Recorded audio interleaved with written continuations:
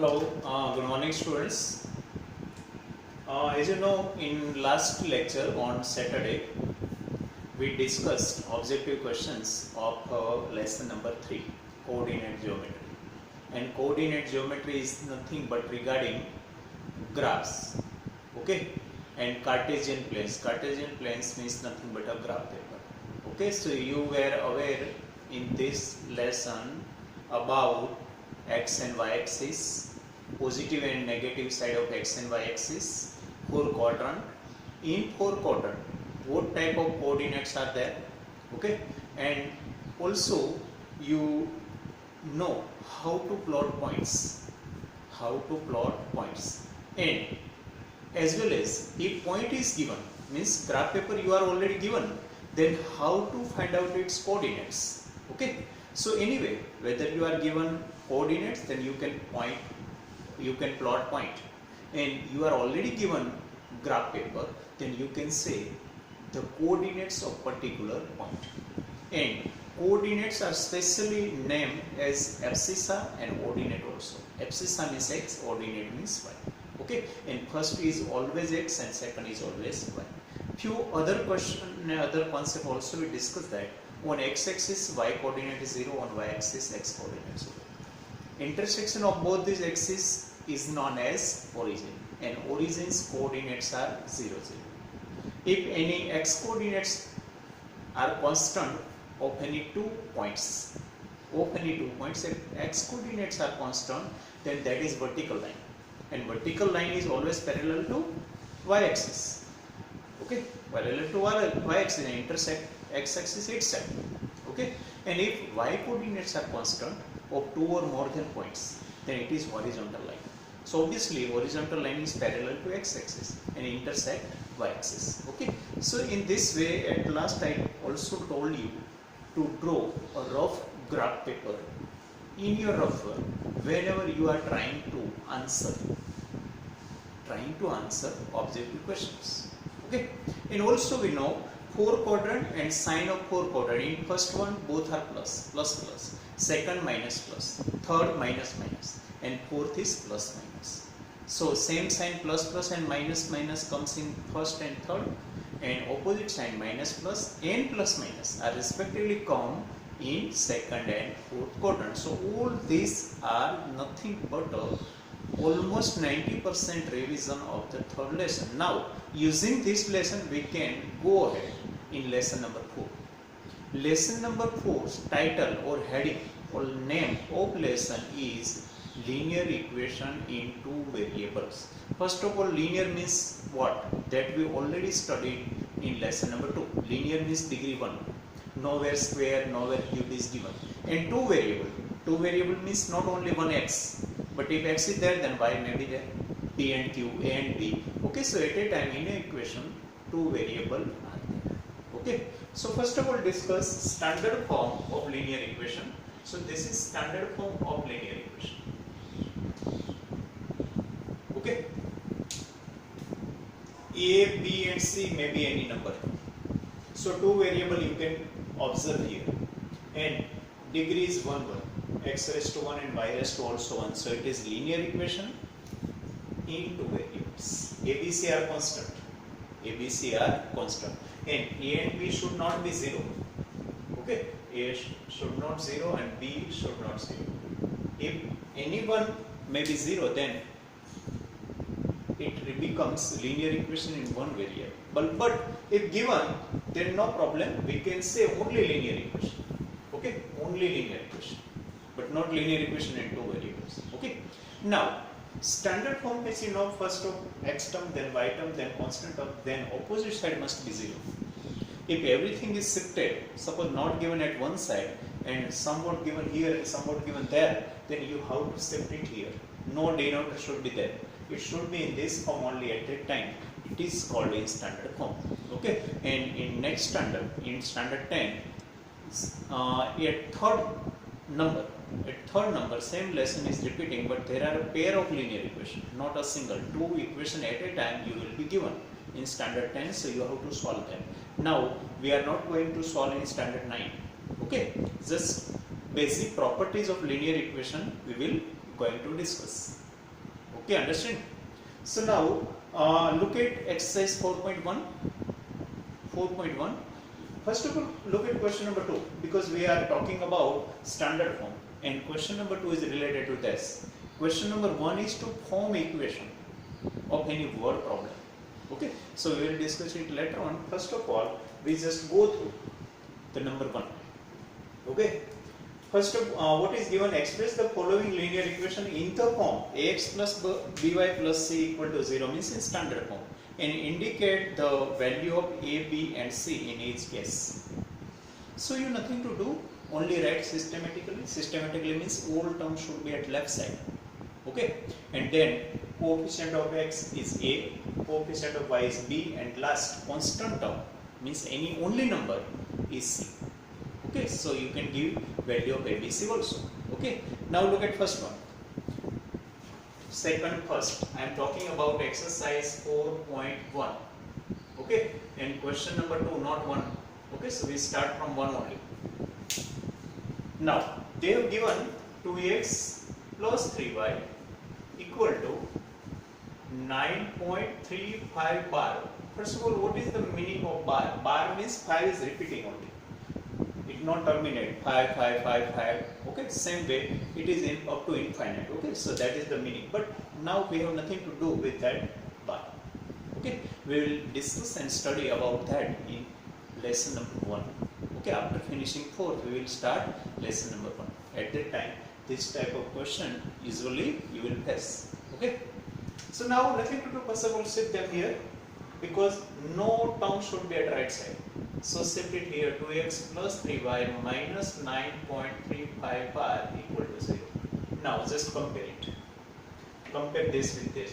If you want, you can write here ax plus by plus c equal to 0.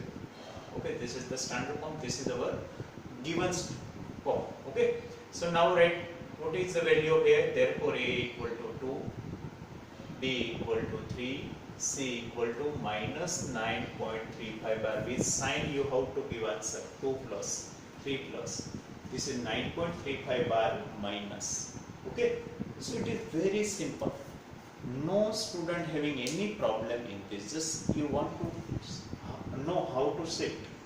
Shift कैसे करना होता है ना, टर्म प्लस होती तो माइनस होती, माइनस होता तो प्लस होती. समझ गए? So you just look that with in 2 step I got it. देखो मैंने एक ही स्टेप आगे बढ़ाया, तो मैंने कम लिखा है. अब नहीं लिखो तो भी नो प्रॉब्लम, सीधा आप ए बी सी बोल सकते हैं. देखो पहला नंबर ए, दूसरा बी और तीसरा C. Understand? Okay, now look at number 2. Number 2, x minus y by 5 minus 10 equal to 0. यहाँ आप एक काम कर सकते हैं, फ्रैक्शन को रिमूव कर सकते हैं. फिर भी मैं वेरीफाई कर देता हूँ. ये लोग रिमूव करते हैं तो हम करेंगे, वरना नहीं करेंगे. Okay, no problem. ये ऐसे रखते हैं. Fraction is not removed. Okay, otherwise we can take LCM also, but it is not necessary. तो देखो सीधा यहाँ स्टैंडर्ड फॉर्म में तो वही already, because all 3 terms are at left side only. So no problem, shifting का तो कोई सवाल ही नहीं है. सीधा आप कंपेयर करना है तो नीचे वो लिख दो ax plus by plus c equal to 0. तो देखो a equal to 1, b equal to minus 1 by 5. आप बोले सर 1 कहाँ से है, लेकिन अपॉन 5 ऊपर कुछ नहीं है तो 1 तो होता है ना. तो y के मल्टीप्लिकेशन में 1 बाय 5 है, और c इक्वल टू माइनस 10. देखो कुछ नया नहीं है, ओनली 1 बाय 5 ऐसे थोड़ी लिखोगे. इसका क्या मतलब, ऊपर कुछ तो रखना पड़ेगा. कुछ नहीं है मतलब ऊपर क्या होता है, 1 तो होता है. ओके, तो समझ गए. 1 साइन भी बोलना मत. Minus 1 by 5, not 1 by 5 only. Minus 10 not plus 10. Okay, तो बस थोड़ी सी केयर लेनी है आपको. ऐसे देखो अभी मैं दोनों सम एक साथ रिमूव करने वाला हूँ. आपको लिखना है तो लिख लो. ओके, पॉज करके या तो स्क्रीनशॉट लो. हाँ, number 3. So next one is number 3.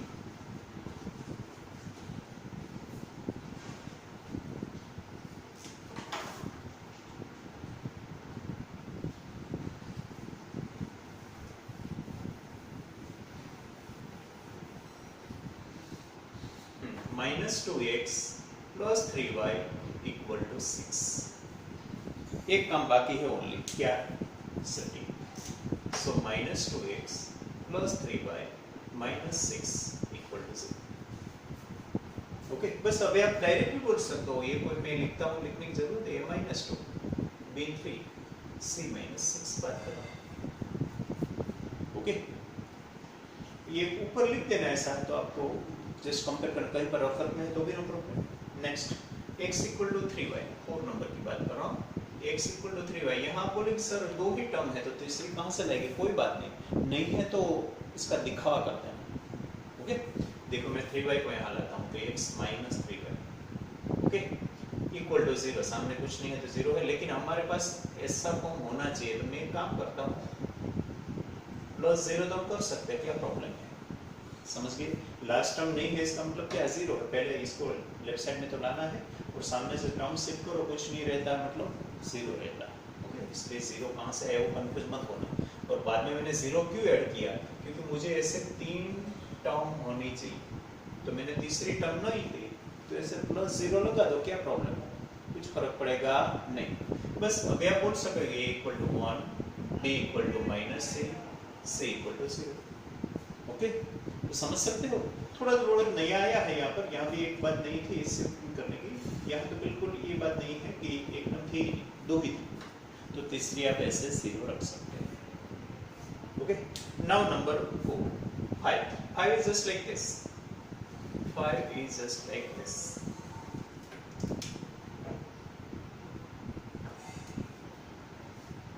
2x equal to -5, तो देखो 2x प्लस 5y को यहाँ लिया, और भी अभी एक टर्म मिसिंग है तो रख दो 2x plus 5y plus 0 equal to 0। Okay, तो यहाँ a equal to 2, b equal to 5, c equal to 0। Okay, देखो आपके सामने बिल्कुल शिफ्टिंग कैसे करना हो याद रखना है, साइन ऑपोजिट हो जानी चाहिए। तीसरी टर्म नहीं थी तो 0 रखिए। मैंने थोड़ा अर्ली वन, थर्ड वन थोड़ा फास्ट रब कर दिया, आप खुद भी कर सकते हो। अभी ये दोनों के लिए थोड़ा टाइम दे रहा हूँ, 4 and 5। ओके, हाफ मिनट बाद में मैं दोनों रब कर दूंगा। Okay, now onward we will solve here 6, 7, 8 together. Okay, एक साथ ही करना है, तीनों एक साथ आप देख सकते हो। ओके, अभी मैं ये रिमूव कर रहा हूँ, 4 and 5, this 4 and 5।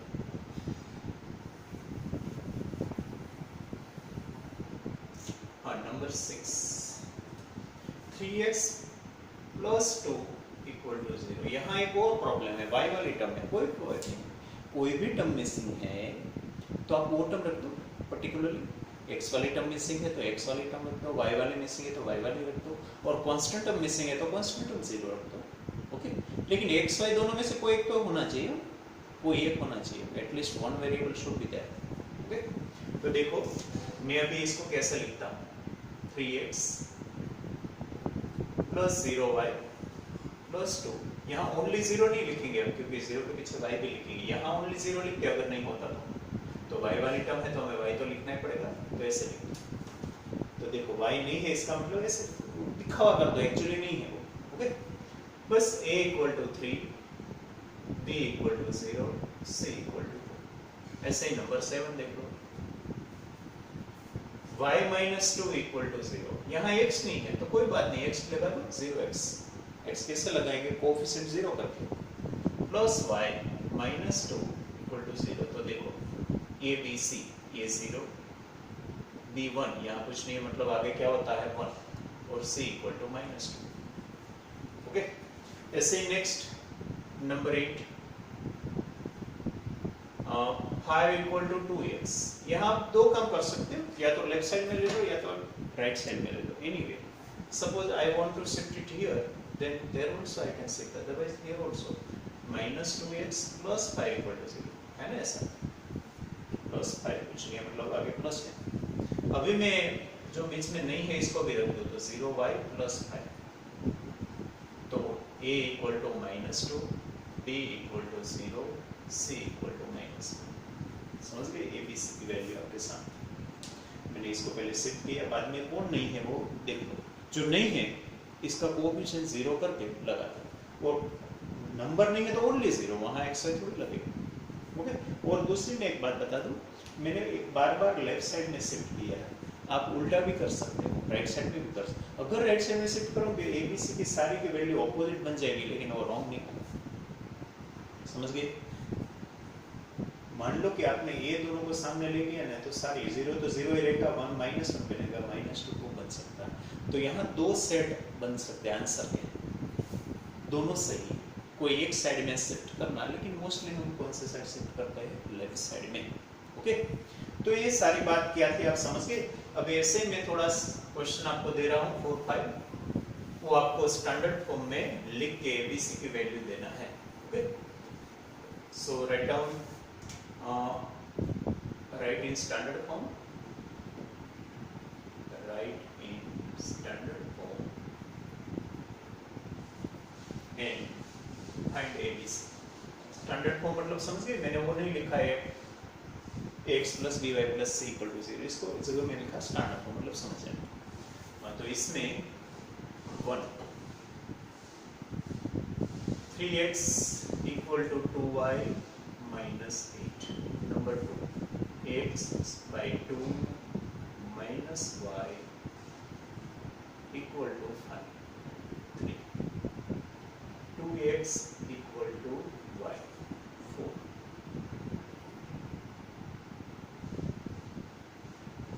x 3 by 2x equal to 0, या तो 3x by minus 1 equal to 0, number 5।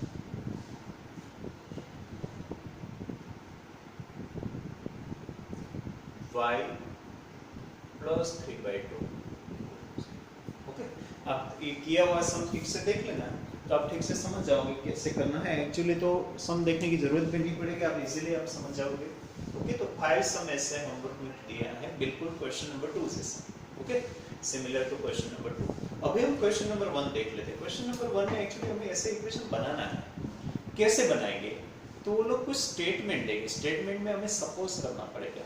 अब थोड़ा बहुत तो ये सीख के आए स्टैंडर्ड 7 में, standard 7 how to form equation. आपको सपोज करना है कि भी लेट एक्स ये है, वाई क्या है, मैं 2 पर्सन की डिफरेंट एज है, तो मैं एक पर्सन की एज 1 ईयर सपोज करूँ, दूसरे की वाई ईयर सपोज करूँ। ऐसी दो कोई कॉमोडिटीज, दो कोई थिंग है, तो इसकी प्राइस भी मैं सपोज कर सकता हूँ। कोई एक की प्राइस ₹X है, दूसरे की नंबर ₹Y। तो इससे कुछ भी मैं सपोज कर सकता हूँ। इसके हिसाब से जो भी स्टेटमेंट दिया गया है, वो स्टेटमेंट पर से हमें ठीक से रीड कर करके, थोड़ा थोड़ा रीड कर करके इक्वेशन बनाना होगा। तो पहले तो आप क्वेश्चन नंबर 1 को 2 बार रीड कर लो ठीक से, क्या है। Okay,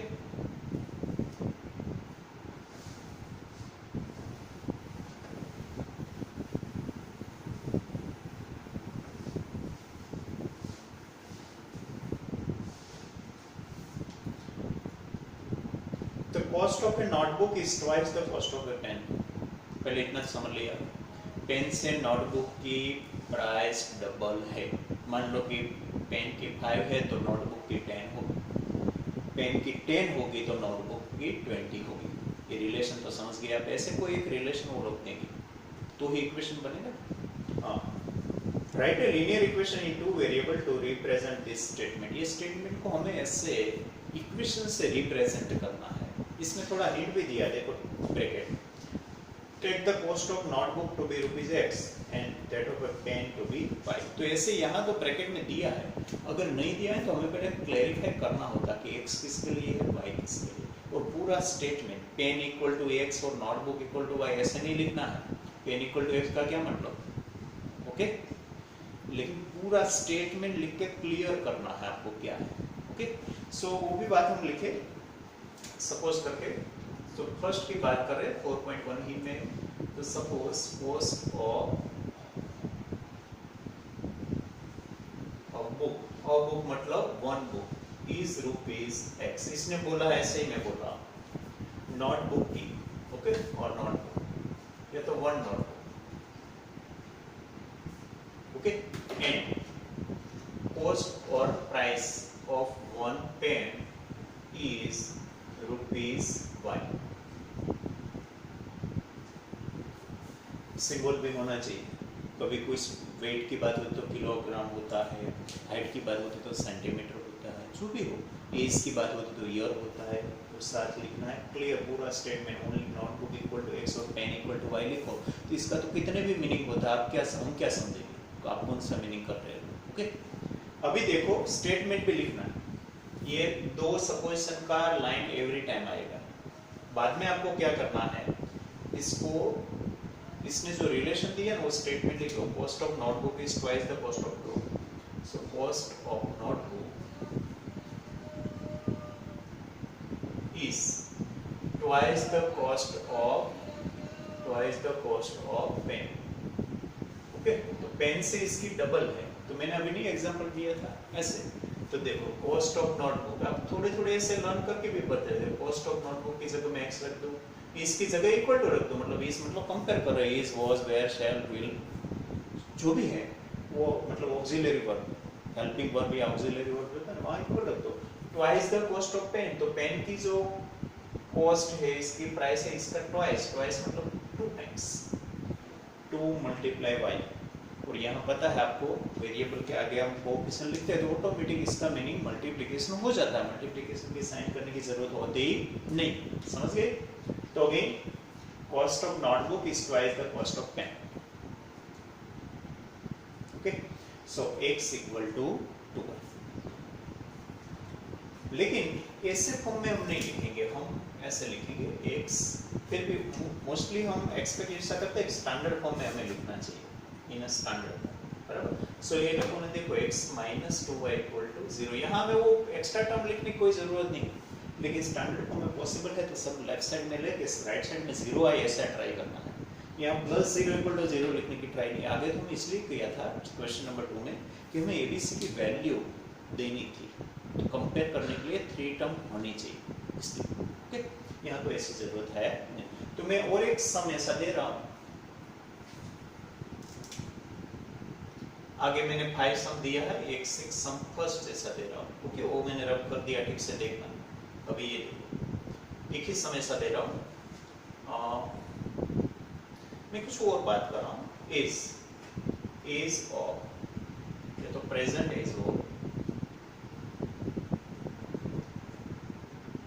father is 3 times the age of his son। Okay, so represent, write a linear equation, write a linear equation। तो इसका linear equation बना कुछ एक इसके जैसा है बिल्कुल, लेकिन सपोज कॉस्ट की जगह एज करना, 2 टाइम की जगह यहाँ 3 टाइम्स है, और 1 more 1 less 2 more 2 less ऐसा भी हो सकता है। तो हम यहाँ प्लस 2 प्लस माइनस 1 ऐसे भी कर सकते हैं, वो हम बाद में करेंगे, अभी तो ओनली इतना समझ लो। तो मैंने 5 + 1 6 सम, ठीक है, ये 6 नंबर का सम। तो ये 6 सम सारे होमवर्क में आपको होमवर्क करके फोटोग्राफ भी मुझे भेजना है बाय 9 PM। ओके, और होमवर्क बुक में भी लिखना, वो भी चेक होगा, और आपने जो फोटोग्राफ भेजा वो भी चेक होगा, दोनों होना चाहिए। मतलब आप होमवर्क करते हैं आज ही इसका प्रूफ है, और होमवर्क करते ही इसका प्रूफ नॉट। ओके, तो इंस्टेंटली करते हैं कि नहीं इसके लिए वो जो फोटो भेजो।